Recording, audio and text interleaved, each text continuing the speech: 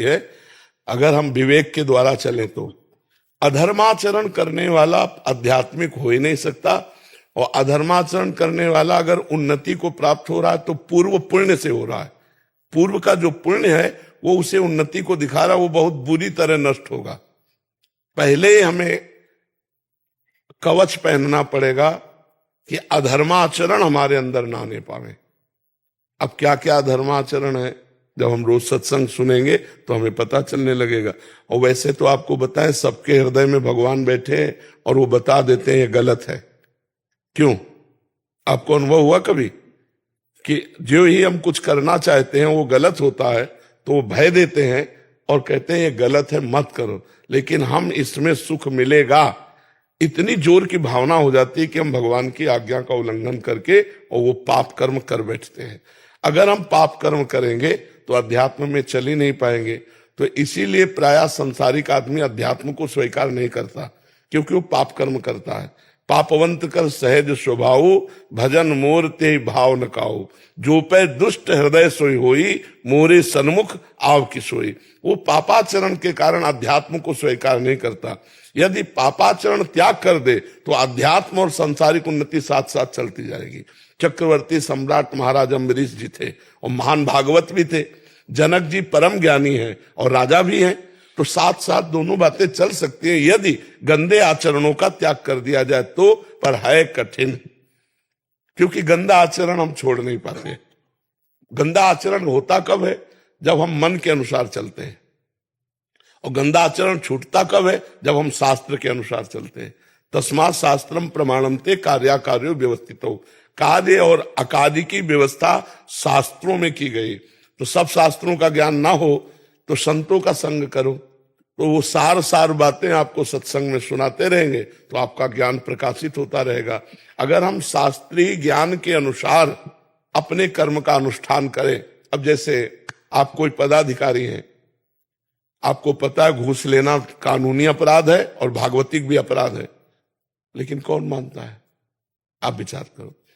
आपको पता है कि निर्दोष को बख्शना और दोषी को दंड देना यही हमारा कर्तव्य है, लेकिन कहां कर्तव्य का पालन करता है? क्या वो नहीं जानता है पाप कर्म है? अब वो कहे कि हम आध्यात्मिक भी उन्नति कर ले और लौकिक भी उन्नति कर ले, तो लौकिक आ गया, लेकिन ये जब फूटेगा इसका जहर तो पूरा वंश को बर्बाद कर देगा। तो पहले तो धर्माचरण पे चलना सीखा जाए तो हम आध्यात्मिक उन्नति को प्राप्त कर लेंगे। पहले हम अपना चरित्र पवित्र करें, हमारे आचरण पवित्र हो, हमारा जीवन पवित्र हो, हम जिस कर्तव्य में हैं उसको धर्म पूर्वक करें। सबका कोई ना कोई कार्य है, ऐसा कोई संसार में नहीं जिसका कोई कार्य ना हो। कोई किसी का बेटा है, कोई किसी का पिता है, कोई किसी का पत्नी है, कोई किसी का पति है, कोई किसी का कुछ ना कुछ कर्तव्य है। अपने कर्तव्य का पालन करते हुए धर्म पूर्वक यदि भगवान का नाम जप करते हुए चला जाए तो आध्यात्मिक और लौकिक दोनों उन्नति उसकी समान भाव से बढ़ती चली जाएंगी और बड़ा आनंदमय जीवन हो जाएगा, बड़ा आनंदमय जीवन हो जाएगा। पर ये तभी होगी जब पापाचरण का त्याग करके भगवान का भजन करते हुए अपने कर्तव्य का पालन करो। हम चाहे जितने बीमार हो, चाहे जितना कष्ट हो, पर हमारी ड्यूटी है आपसे बात करना, तो हम अपनी ड्यूटी को कोशिश करते हैं कि कभी हमारी छुट्टी ना हो। तुम्हारी तो छुट्टी भी होती होगी शनिवार इतवार, हमारी शनिवार इतवार ज्यादा ड्यूटी रहती है, क्योंकि तुम्हारी छुट्टी रहती है ना, तो हमारी ड्यूटी जोरदार हो जाती है। अपने कर्तव्य का धर्म पूर्वक पालन। तो तुम्हारा जो प्रश्न है कि लौकिक और आध्यात्मिक दोनों उन्नति अगर चाहिए तो पहला होगा चरित्र सही करो और धर्म से चलो, और दूसरों को शोषण करने की वृत्ति जो अंदर होती है उसका त्याग कर दो, अपने आप सब ठीक हो जाएगा। समझ पाए बच्चा? महाराज जी धीरे धीरे इसका बहुत ज्यादा बढ़ रहा है महाराज जी, लोलुपता। ब्रह्मा जी ने सतयुग, त्रेता, द्वापर, कलयुग, ये चारों पुत्र हैं युग ब्रह्मा जी के, चारों को बुलाया और सतयुग से कहा देखो हमारी सृष्टि में नरक भी है, तो उस पर भी ध्यान देना। तो सतयुग ने साफ मना कर दिया कि हमारे शासन काल में कोई भी नरक नहीं जाएगा। त्रेता से कहा तो त्रेता ने कहा बड़े भैया जैसे चलेंगे वैसे ही हम चलेंगे। द्वापर से कहा, द्वापर ने कहा आपकी आज्ञा का हम पालन करने की कोशिश करेंगे। कलयुग ने कहा, तो कलयुग से जब कहा कि तुम नरक की, तो उन्होंने कहा पिताजी आप निश्चिंत रहो, जैसे बड़े भैया ने कहा ना कि हमारे राज्य में कोई नरक नहीं जाएगा, तो हमारे हमारे शासन काल में चूक हो जाए तो कोई स्वर्ग या भगवान को प्राप्त करे, सीधा नरक है, सीधा नरक। अब देखो नरक वाली बातें हो रही नहीं हो रही, बेईमानी, नाना प्रकार का छल कपट, सब जितने, कोई ऐसा बिरला होगा जो शराब न पीता हो, मांस न खाता हो, पराई स्त्री से व्यभिचार न करता हो, नहीं तो बच्चापन से ही शुरू हो गया, गर्लफ्रेंड बॉयफ्रेंड सब, ये नरक के सर्टिफिकेट है। त्रिविधम नरकस्येदम द्वारन नासन मात्मना कामा क्रोधा तथा लोभा तस्मा त्रयम तजेत। ये नरक जो है रास्ता है, काम क्रोध लोभ, यही रास्ते हैं। और इनसे बच कौन रहा है? जो भगवान का भजन ईमानदारी से सत्यता से कर रहा है, ड्रामे वाला भी नहीं, ईमानदारी से जो चल कर। तो इसीलिए कलयुग का प्रभाव है, मुश्किल से कोई स्वर्ग या ब्रह्म पद जाए, नहीं तो सीधे नरक का सर्टिफिकेट है। आप तो कलयुग को टक्कर दे रहे हैं फिर सब। हम भगवान के बल से, हमारी सामर्थ्य नहीं है, ये भगवान के नाम के बल से, भगवान की महिमा के बल से कुछ घसीट रहे हम भी, कि हमारी झोली में आवे तो ठाकुर जी तक भेजे, न नरक न स्वर्ग, सीधे भगवान, सीधे निकुंज, सीधे राधा रानी के चरणों में। सही पूछो तो भगवान किसको चाहिए? ये कोई बिरला चाहता है कि शरीर छूटे, इससे पहले मैं भगवान को प्राप्त हो जाऊं। इस आवागमन से मैं ऊब गया हूं, संसार के झूठे नकली प्यार से ऊब गया हूं। हे प्रभु, मैं आपको प्यार करना चाहता हूं, आपको पाना चाहता हूं। ये कोई बिरला हृदय में होगा जो परम पवित्र होगा। विकास पांडे जी बलिया से। श्री हरिवंश श्री हरिवंश महाराज जी, आपके चरणों में कोटि कोटि नमन। महाराज जी, प्रभु का भाव एक में अनेक है एवं अनेक में एक है। कैसे मन में अनेक में एक का समान रूप से महसूस करें एवं अडिग एवं अटल विश्वास रहे? ये जब तुम्हें पक्का विश्वास हो जाएगा कि एक ही अनेक रूप में है, एक ही अनेक रूप में है, एकोहम बहुश्यामा, वेद कहता है कि वो एक पर ब्रह्म परमात्मा अपने को जब खेलने की इच्छा की, इच्छा ही माया है, तो उसने अपना विस्तार कर लिया। एकोहम बहुश्यामा, मैं एक बहुत रूपों में हो जाऊं, तो 84 लाख योनियों में जड़ चैतन्य में वही अपने रूप का विस्तार कर लिया, वही बना हुआ है, उसके सिवा कोई नहीं है। जड़ चेतन जितना है वो सब भगवान बना हुआ है। गोस्वामी तुलसीदास जी को जब दर्शन हुआ तो उन्होंने देखा, जड़ चेतन जग जीव जत सकल राम मैं जानी, बंदो सबके पद कमल सदा जोरी जुग पानी। जुग पानी, दोनों हाथ जोड़कर सदा ही सबकी चरण वंदना करता हूं, क्योंकि मेरा राम ही सब रूपों में है। गोस्वामी जी ने देखा, गोपी जनों ने देखा, जित देखूं तित श्याम मई है। जिधर मैं दृष्टि डालती उधर केवल श्याम सुंदर ही दिखाई देते हैं। अब हमारी दृष्टि में स्त्री है, पुरुष है, अच्छा है, बुरा है, नीच है, उत्तम है, तो हमारी दृष्टि खराब हो गई है। पहले अगर हम शास्त्र स्वाध्याय करें और नाम जप करें और अपने बुजुर्गों की सेवा करें और परोपकार करें तो हमारे पाप नष्ट हो। जब पाप नष्ट होंगे, पवित्र हृदय होगा, तब हमको दिखाई देगा कि सब में मेरा भगवान विराजमान। ये केवल बुद्धि से नहीं होगा, तपस्या से होगा, पवित्रता से होगा। जब आपका जीवन परम पवित्र होगा, आचरण पवित्र होंगे, आपके वाक वचन पवित्र होंगे, आपका मन पवित्र होगा, तब मन, शरीर और वचन तीनों जब पवित्र होंगे और आप धर्म पूर्वक चलेंगे, संयम पूर्वक चलेंगे, तब जाकर के इस मार्ग में प्रवेश होगा। ये तो अंतिम स्थिति है। सर्वत्र भगवान का दर्शन होना ये अंतिम स्थिति है अध्यात्म की। बहुनाम जन्मनावंते ज्ञानवान माम प्रपद्यते वासुदेवास्वरमित समात्मा सुदुर्लभा। बहुत जन्मों की साधना के बाद ये ज्ञान होता है कि सब में भगवान विराजमान है, और ये ज्ञान हो गया तो मुक्त हो गया। तो इसके लिए साधना करनी पड़ेगी। पहले नाम जप करो, सत्संग सुनो, शास्त्र स्वाध्याय करो और बुजुर्गों की सेवा करो। जो असमर्थ है उनकी सेवा करो, चाहे अपने बुजुर्ग हो या कोई भी हो, उनका आदर करो, तो तुम्हारे पाप बहुत जल्दी नष्ट हो जाएंगे। और जहां पाप नष्ट हुए, हृदय पवित्र हुआ, तो जैसे जल निर्मल है और अचंचल है, शांत जल है और निर्मल है, तो उसके नीचे क्या है आप देख पाते हो ना।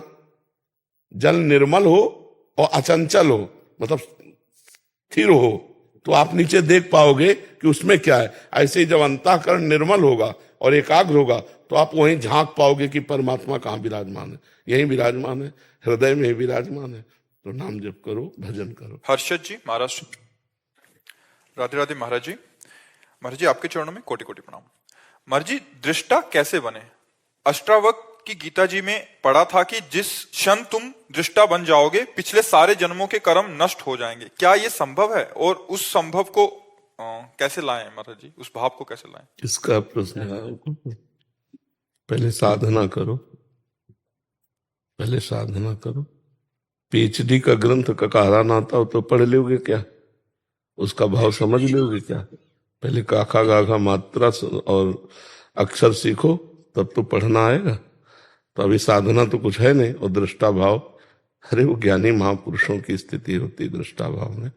पहले राम कृष्ण हरि जो नाम प्रिय हो, खूब नाम जप करो, और गीता जी का स्वाध्याय करो, भागवत का स्वाध्याय करो, माता पिता की सेवा करो, धर्म पूर्वक धन कमाओ, परिवार का पोषण करो।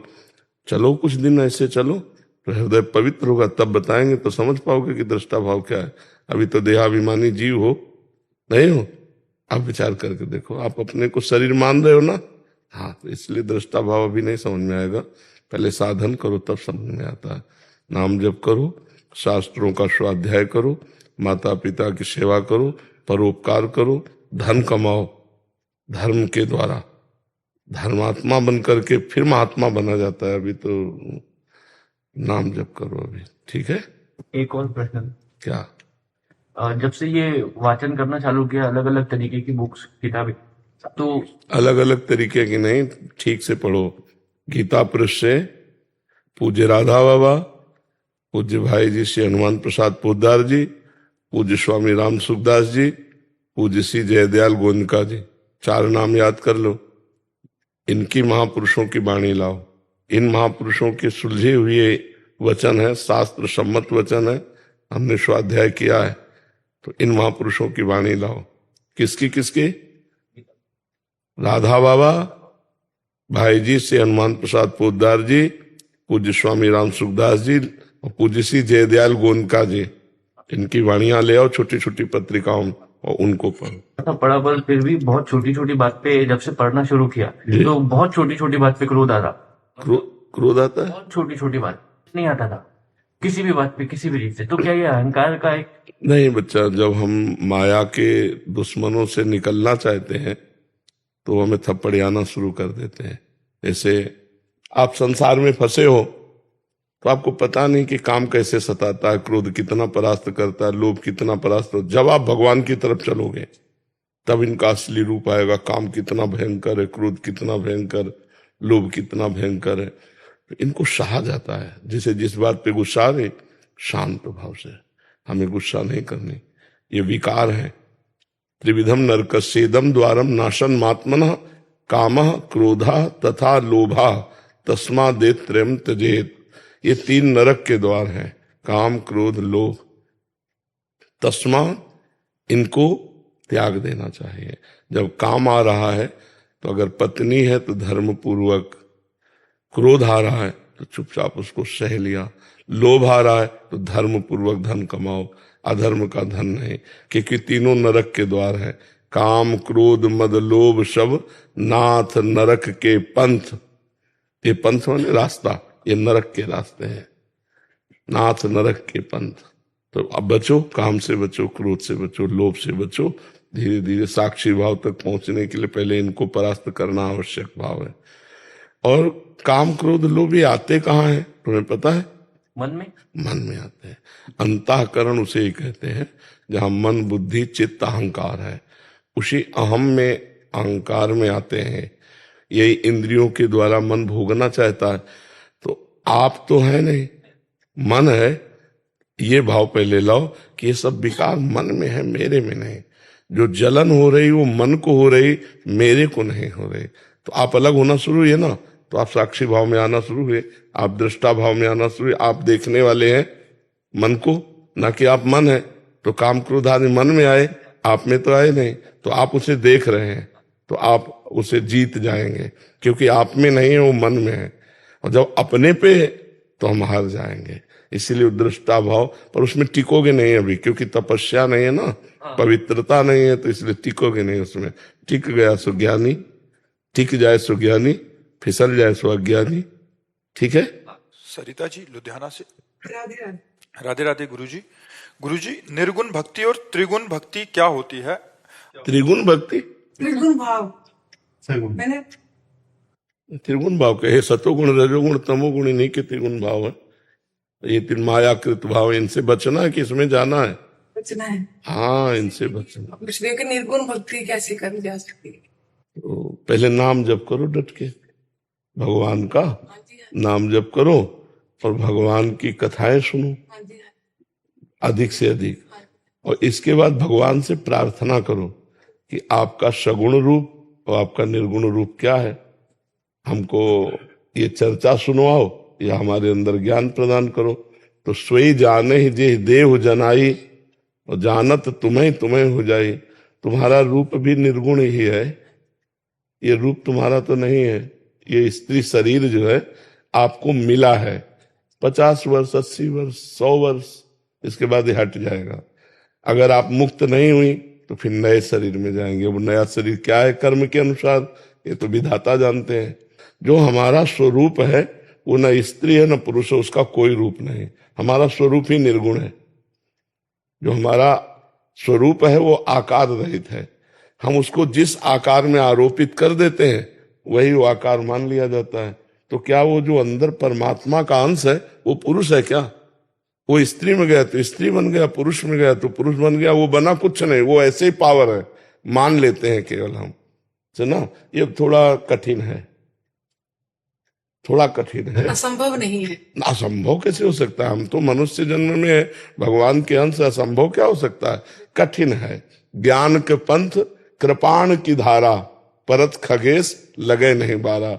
ज्ञान के पंथ में गिरने में देर नहीं लगती, थोड़ा कठिन है। इसके लिए तपस्या चाहिए, मन वचन कर्म से परम पवित्र, लोक परलोक के भोगों से वैराग्य, सत असत का विवेक, इंद्रियों पर विजय, मन पर विजय और समाधान, चित्त परमात्म चिंतन में लीन। तो इसलिए राम कृष्ण हरि जपो, राम राम जपो, राधा राधा जपो, कृष्ण कृष्ण जपो। निरंतर पहले नाम जप करो, मन को एकाग्र करो, मन को पवित्र करो। नाम के द्वारा जब मन पवित्र होता है तब जिधर जाना चाहो, चाहे निराकार जाना चाहो चाहे साकार जाना चाहो, योग्यता आ जाती है। अभी तो योग्यता ही नहीं है। निरंतर भगवदाकार वृत्ति, 1 मिनट के लिए भी भगवान का विस्मरण ना होना। अभी तो हम अपने शरीर ही में आसक्त हैं, ईमानदारी से। बिल्कुल शरीर में सकते हैं। अभी तो बहुत दूर पड़े हैं। अभी तो अब शुरू किया नाम जप, अभी तो यहाँ से स्टार्ट किया है कि भी आपसे सीखा है कि जो भी पाठ पूजा करते हैं, कर्म करते हैं, अभी तो मैं समर्पित करने की भावना आनी शुरू हुई है। बहुत सुंदर, अब सही मार्ग पे चल रहे हो। अब चलो, इसी को बहुत काल तक करो, नाम न छूटने पावे, बस सब बात बन जाएगी। रिपल पटेल जी गुजरात से। राधे राधे। राधा वल्लभ श्री हरिवंश महाराज जी। महाराज जी, आपके द्वारा हमें जानने को मिला कि स्थूल शरीर, सूक्ष्म शरीर और कारण शरीर माइक हैं। तो श्री जी किस चीज पर हमसे रिश्ती हैं महाराज जी? अभी जान गए स्थूल शरीर? सुना है अभी नहीं? नाम जप करो, अधिक से अधिक नाम जप करो। माता पिता के चरणों में रोज प्रणाम करो और अपने जो बुजुर्ग जन हैं उनके कपड़े धो। हम जो कहें मान लो, सबसे बड़ी साधना है। पढ़ाई पढ़ रहे हो? ग्रेजुएशन करिए, कंप्यूटर इंजीनियरिंग। अच्छा, तो कोई नौकरी वोकरी ढूंढ रहे हो? वो फ्रीलांसिंग करता हूँ, घर पे ही काम आता है। हाँ, तो उससे माता पिता की सेवा, माता पिता है हाँ, उनकी सेवा करो। अभी आराधना, सबसे बड़ी आराधना तुम्हारी है। जब तक माता पिता का शरीर न पूरा हो जाए तब तक और कोई भगवान विराजमान बंद करना। उन्हीं को भगवान मानकर उनकी सेवा करो, उनके कपड़े धो, उनकी भोजन व्यवस्था करो, उनको रोज प्रणाम करो और नाम जप करो। अपने आप धीरे धीरे आगे वैराग्य और ज्ञान दोनों आने लगेगा। नहीं तो केवल दिमागी ज्ञान रहता है, वह सब भ्रष्ट आचरण होते रहते हैं। जब तक नियम से नहीं चला जाता तब तक प्रेम नहीं आता है। नेम से ही प्रेम आता है, जब प्रेम आता है तब नेम रहता नहीं, फिर अपनी स्थिति में आ जाता है। यथा योग्य चलना चाहिए। अभी आपकी योग्यता इसी बात की है कि नाम जप करते हुए धन कमाओ और माता पिता की सेवा करो और सत्संग सुनते रहो। ठीक है, आप पहले इतने में चलो, तब आगे की बात समझ में आ जाएगी। भारत भूषण जी, हरियाणा से। वल्लभ श्री हरे। गुरुदेव, आपके चरणों में कोटि कोटि प्रणाम। गुरुदेव, मेरी एक बहुत बुरी आदत है कि मैं जहां भी 4-5 आदमी बैठे देखता हूं वहां ही बैठ जाता हूं, इधर उधर की बातें करने लगता हूं, जैसे एक दूसरे की चुगली करते हैं। ये फालतू की बातें करने की आदत सी बचपन से ही हो गई है। महाराज जी, इन प्रपंचों से निकलना चाहता हूं, क्षमता दीजिए महाराज जी, मैं कैसे। अब आप जानते हो कि गलत है तो फिर आपको ही हटना पड़ेगा। आप अवस्था भी आपकी श्रेष्ठ है, आपको कोई डांट तो सकता नहीं, तो इसलिए आपको अपने मन को खुद डांटना होगा। और जब हम जानते हैं कि ये गलत है, देखो बाल्यावस्था गई, जवानी गई, अब आपका पदार्पण जानते हो किसमें है? जरा अवस्था। जरा के बाद जो अगली अवस्था उसका नाम है मृत्यु, वो कभी भी हो सकती है। जीवन में सब भोग लिए, जो कुछ देखना था देख लिए, अब समय नष्ट मत करो, अब नाम जपो। नानक नाम जहाज है, चढ़े सो तरे पार। पकड़ लो जहाज, भव समुद्र से पार हो जाओगे। जो नाम प्रिय हो, जो गुरु के द्वारा मिला हो, राम कृष्ण हरि राधा, जो नाम प्रिय, बस नाम जप करो। ये हम तुम्हें सब शास्त्रों की सार बात बता रहे, वही जीत गया जो नाम जप किया। नाम जप नहीं किया तो ज्ञान बघारने से काल पर विजय कोई प्राप्त नहीं कर सकता। काल पर विजय प्राप्त नहीं कर, अकाल पुरुष को प्राप्त करने के लिए निरंतर नाम जप, और जैसा विधान करें प्रभु वैसा सह लेना। 2 बात में भगवान की प्राप्ति पक्की हो जाएगी, परमात्मा की प्राप्ति। जैसा विधान हमारे ऊपर हो रहा है, तेरा किया मीठा लागे, हरि नाम पदारथ नानक मांगे। भगवान का नाम जप और जैसा विधान किया है प्रभु ने उसे सह लेना, इसी से माया से पार हो जाएगा। अब वृद्धावस्था है, अब वेद पढ़ने लायक नहीं रह गए, साधना करने लायक नहीं रह गए, इसलिए जो नाम प्रिय हो। कौन सा नाम प्रिय है? आधवर राधा राधा राधा राधा राधा। जहां 4 लोग बैठे हो वहां से कतरा के निकल जाओ, उनके पास बैठने से नाम छूटेगा। जो हम दूसरे की निंदा करते हैं, दूसरे की निंदा सुनते हैं, इससे हमारे पुण्य नष्ट होते हैं। पर निंदा के किए ते आवत नहीं कछु हाथ, मूर्ख पर्वत पाप को ले चल अपने साथ। दूसरे की निंदा करने से हाथ कुछ लगा नहीं, अपने पुण्य नष्ट हो गए और उसके पाप हमारे ऊपर आ गए। और कहीं संत भक्तों की निंदा हो रही हो तब तो सर्वनाश हो गया। भक्तन निंदा अत बुरी, भूल करे जिन कोय, किए सुकृत बहु जन्म के, छिन में डारे खोए। भक्तों की निंदा बहुत जन्मों का किया हुआ पुण्य एक क्षण में नष्ट कर देता है। साधु अवज्ञा तुरत भवानी, कर कल्याण अखिल कहानी। अखिल कल्याण को प्रदान करने वाले जो पुण्य कर्म है उनको तुरंत भस्म कर देता है संत भगवंत अपराध। तो अब ये बैठ करके गप लड़ाने वाली अवस्था नहीं रही। अब हाथ में माला लो, नाम जप करो, या काउंटर आजकल चले जैसे बच्चा लिया है तो राधा राधा राधा, या श्वास की माला से राधा राधा राधा। पवित्र भोजन करो, अपवित्र भोजन वाला कभी भजन करके भगवान को प्राप्त नहीं होता। ये जो मद्य मांस आदि का सेवन करते हैं, इनकी बुद्धि भ्रष्ट है। ये समझते जरूर है अपने को, लेकिन कुछ नहीं है।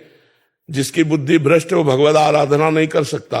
पवित्र भोजन, पवित्र आचरण, तो परम पवित्र परम पुरुष परमात्मा को आप अपने हृदय में देखेंगे, आप चिंतन कर पाएंगे, आप उनकी प्राप्ति करेंगे। जो दूसरे जीवों का मांस खाते हैं, मदिरा पीते हैं, व्यभिचार करते हैं, ऐसे अपवित्र पुरुष परमात्मा का चिंतन थोड़ी कर सकते हैं। परमात्मा परम पवित्र है, उसके लिए आपका शरीर पवित्र होना चाहिए, मन पवित्र होना चाहिए, वाणी पवित्र होनी चाहिए, तब उस परम पवित्र परमात्मा को प्राप्त करते हैं। हमारे जो गुरुजन हैं उनके जीवन चरित्र पढ़ के देखो, महापुरुषों के जीवन चरित्र सुनो, जिससे तुम्हें भगवान के प्रति लालसा जगे और हम कैसे जी पाए। थोड़े थोड़े संकट में हम अपने धर्म को त्याग देते हैं। हमारे गुरुजनों ने धर्म के लिए अपना बलिदान दे दिया, धर्म के लिए अपने जीवन को कुर्बान कर दिया। धर्म के लिए वो यातनाएं सही जो सुनकर हृदय कांप उठता है, लेकिन वो कहे तेरा किया मीठा लागे। सोचो कितनी ऊंची स्थिति उन महापुरुषों की कि भयंकर पीड़ा शरीर में दी जा रही, और कह रहे वाहे गुरु वाहे गुरु वाहे गुरु, तेरा किया बड़ा मंगल में, बड़ा मीठा लग रहा है। ये भला ये तेरा किया मीठा लागे, ये बात बहुत बड़ी है, ये छोटी बात नहीं है। जरा जरा सी प्रतिकूलता में भगवान पर अश्रद्धा कर लेते हैं और उनका शरीर तप्त बालू में, तप्त तवे में, मतलब इतना जैसे बाहर झोंके ना गरम, ऐसा नीचे तवा, और तप्त बालू जैसे उसमें दाना डाल दो तो भुन जाए, ऐसी बालू। और वो कह रहे तेरा किया मीठा लगे, ऊपर से डाला जा रहा है। तो ये हमें चाहिए कि जो भगवान जैसी परिस्थिति दिए उसको सहे और खूब नाम जप करें। महाराज जी जैसे 2-4 दिन सोचता हूँ ना, मैं किसी से बात नहीं करूंगा, नहीं जाऊंगा, फोन आ जाते हैं महाराज जी उनके, आ जा भैया बैठेंगे। तो हमारी बात मान लो, अगर हमसे दोस्ती करो, हमारी दोस्ती करोगे, मौन ले लो। कह दो वृंदावन में मौन बाबा जी ने दिला दिया, अब तुम ऐसे लिख के बता दो वृंदावन में बाबा जी ने मौन खत्म किया। वाणी का वेग आए तो, आए वाणी का बहुत बोलने का, कमरा बंद करके जोर से चिल्लाओ राधा राधा राधा, ठीक हो जाएगा। ठीक है, रहोगे मौन? है हाँ, रह लो। पत्नी बच्चों से भी नहीं बोलना हमारे। वैसे उचित तो यही है कि बिल्कुल मौन हो जाओ, कागज में लिख के बता दो, खूब नाम जप करो, बढ़िया बात बन जाएगी। पत्नी बैठी है हमारा। दोनों मौन हो जाओ। भाई तुम्हें जब चाय दे लिए तो इशारा किया चाय, चाय वाला लिए, भोजन वाला लिए, नाम जप करो। अब बुढ़ापे में क्या काम है? अब बुढ़ापे में क्या काम? भगवान का भजन कर लो तो तुम्हारा जन्म सार्थक हो जाएगा। गुरुदेव, प्रभु प्रत्यक्ष कब दिखेंगे मानस पटल के बाद? जब प्रभु तुम्हें जिया नहीं जाएगा, जैसे हमारी श्वास बंद कर ली जाए मुंह से, और 1 मिनट में हमारी वो दशा हो जाए, अब हम जी नहीं सकते अगर अगली श्वास नहीं मिली तो। जब ऐसी व्याकुलता प्राप्त हो जाएगी उसी दिन भगवान का दर्शन हो जाएगा। मानस पटल पे आए हैं हम गुरुदेव? अभी नहीं आए, वहां जाएंगे तो ऐसे सूखी आंख बोलोगे? आंसू नहीं निकलते गुरुदेव। अरे निकलते नहीं है, रोके नहीं रुके रहेंगे। जिस समय वो रूप आता है सामने ना, अरे बच्चा, चाहे मानस पटल पे ही आवे, चाहे स्वप्न में आवे, चाहे जागृत में आ जाए, वो रूप तो रूप है ना। जिस समय आता है ना तो फिर बहा बहा हृदय घूमता है। रुदुष्वरम राजन कृष्ण दर्शन लालसा, चिल्ला चिल्ला के रोने का मन होगा, इतना वो आनंद समुद्र है, वो आनंद समुद्र है। हम उसी आनंद समुद्र के अंश हैं। जब कनेक्शन जुड़ जाएगा ना तो फिर हाहाकार मच जाता है हृदय में। रोया था बाबा, लेकिन अब एक बार रोया था। रोया था। नीतू जी लखनऊ से।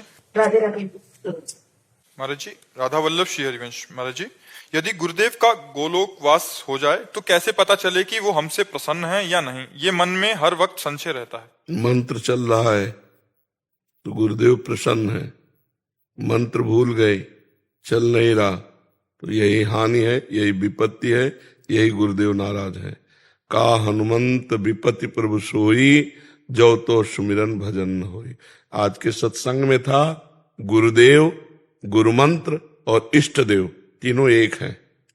यदि इष्ट देव का ध्यान हो रहा, गुरुमंत्र चल रहा है, तो हम गुरुदेव की गोद में बैठे हुए हैं। अगर मंत्र भूले, इष्ट देव का ध्यान नहीं, तो गुरुदेव की अवहेलना हो रही, गुरुदेव की अवज्ञा हो रही, गुरुदेव हम पर अप्रसन्न है। किसका प्रश्न था? बात समझ रहे हो जी? राज चौरसिया जी अजमेर से।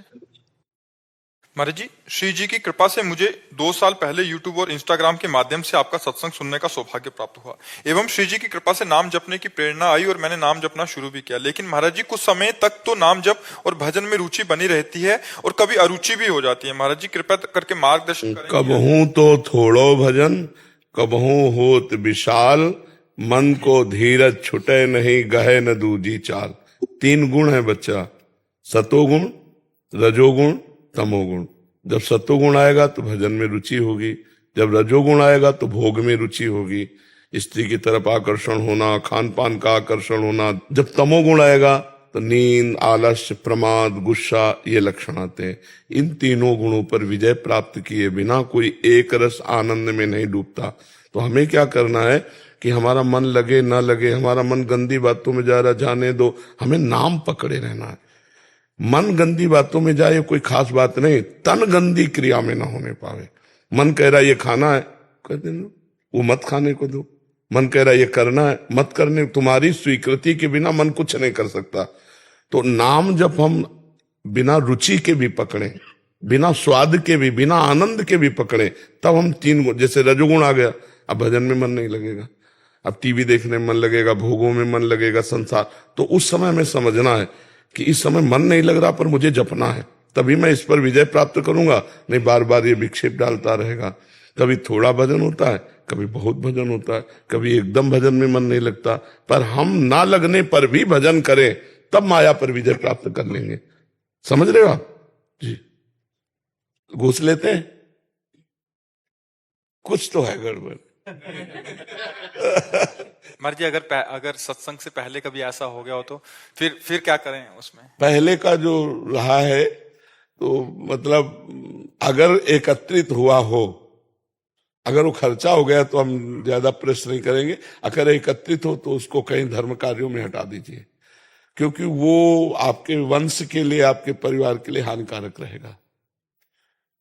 आप अपनी कमाई जो सरकार को आप देते हो, आपको सरकार देती है, उससे तो ठीक है, क्योंकि वो आपका एक कार्य प्रणाली है।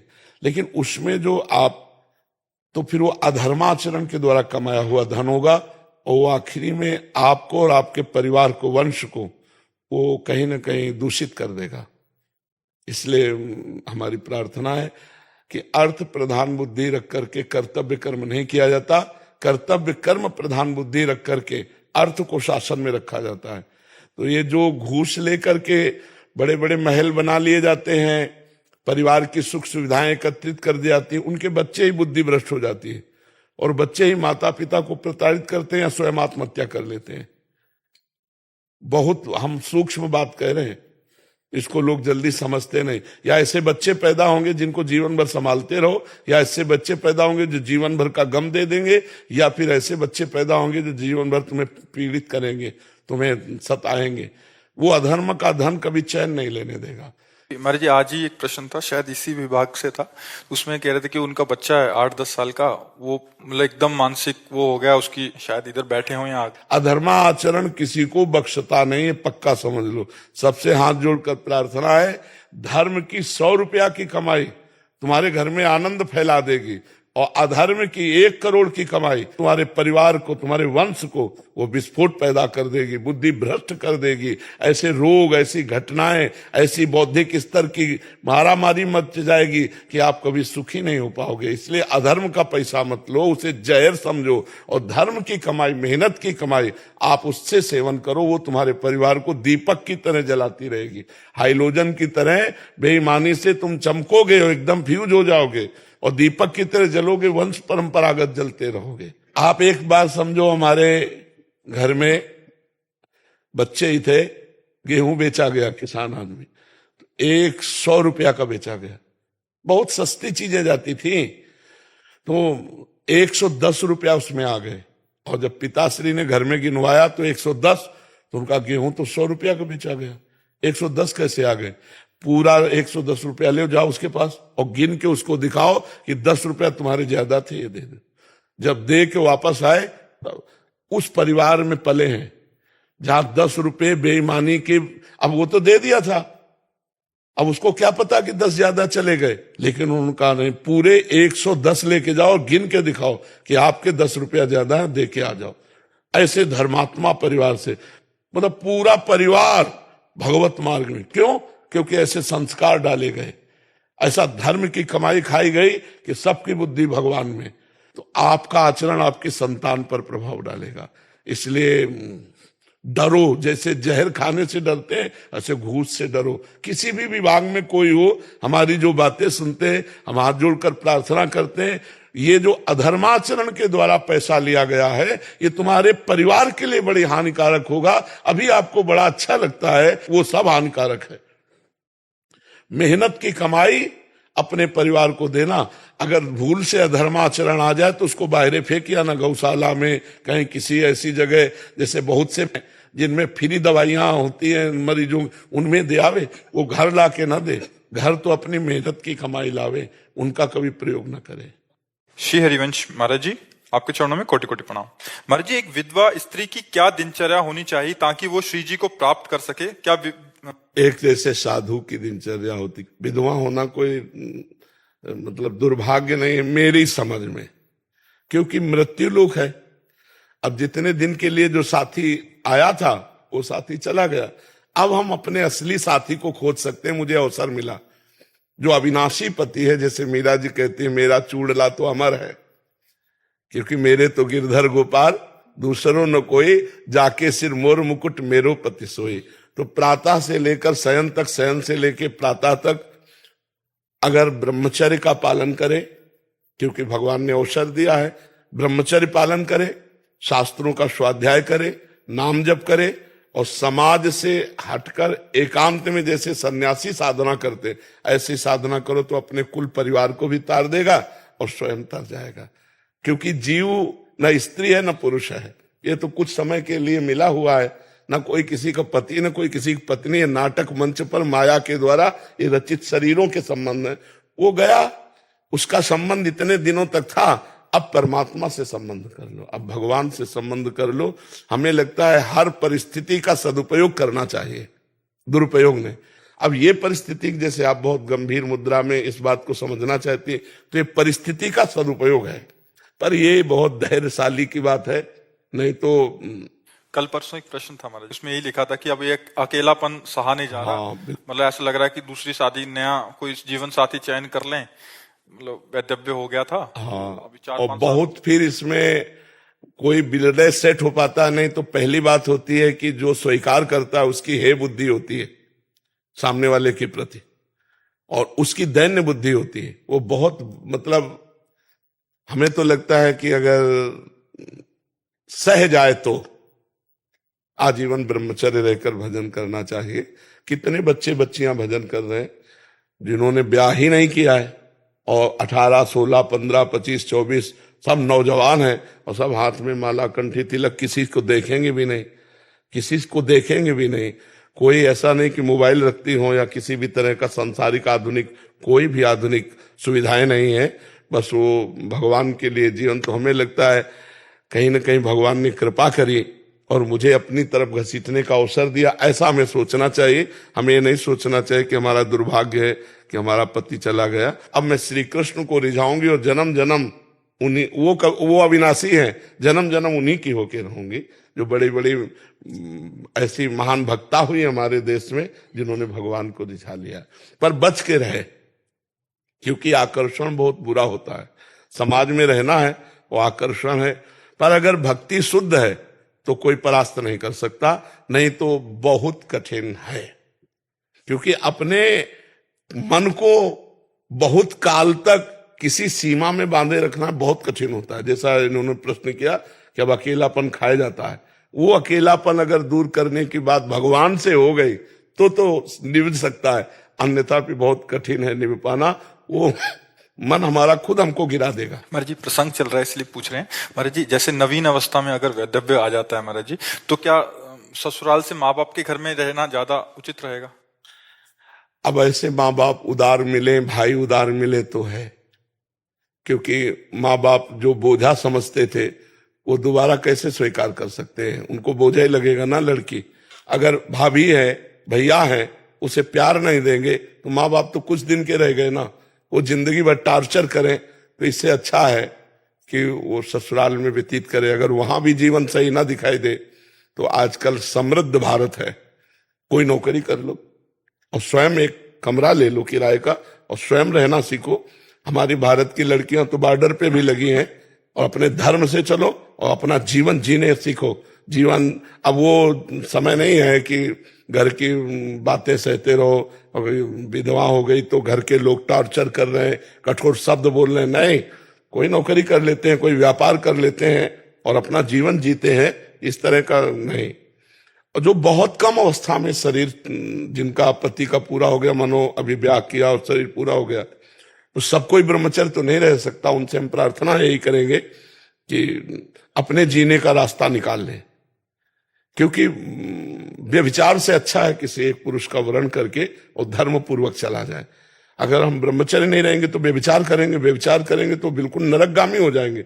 इससे अच्छा है कि हम किसी एक पुरुष को स्वीकार करके धर्म पूर्वक भगवत आराधना करते हुए फिर चले। और जिनको ये हिम्मत है तो कदापि किसी की तरफ आंख न उठाए और अपने जीवन को जीना सीखे, क्योंकि भगवान ने आपको बल दिया है, कोई बाल बांका नहीं कर सकता।